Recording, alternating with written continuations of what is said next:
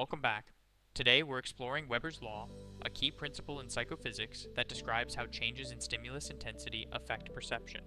By understanding Weber's law, we can grasp how our brains detect small differences in our surroundings, from weight and brightness to sound intensity. Weber's law was first described by German physiologist Ernst Weber in the 19th century.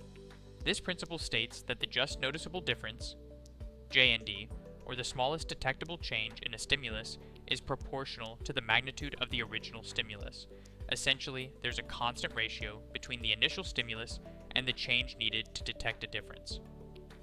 This relationship means that the larger the initial stimulus, the larger the change needed for a person to notice it. Weber's law highlights that perception isn't about absolute changes, but about proportional changes. Weber's law applies across many sensory modalities.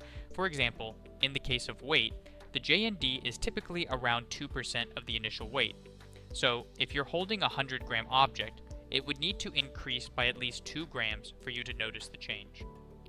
This difference across modalities helps explain why some senses are more sensitive to small changes than others.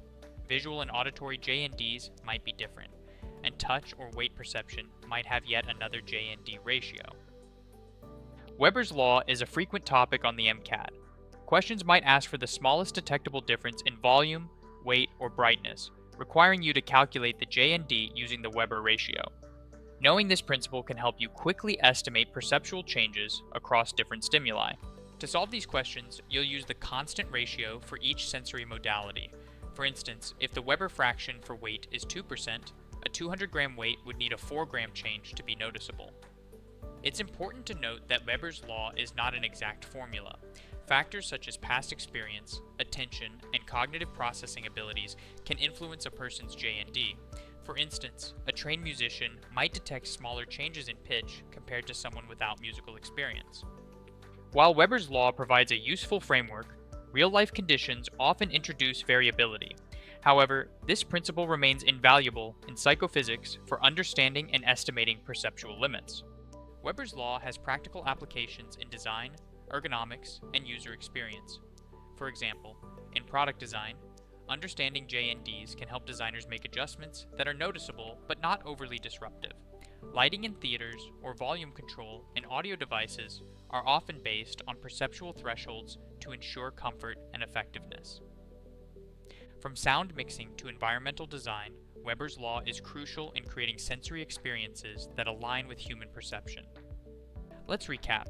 Weber's law describes a constant ratio between a stimulus's initial intensity and the smallest detectable change in that stimulus.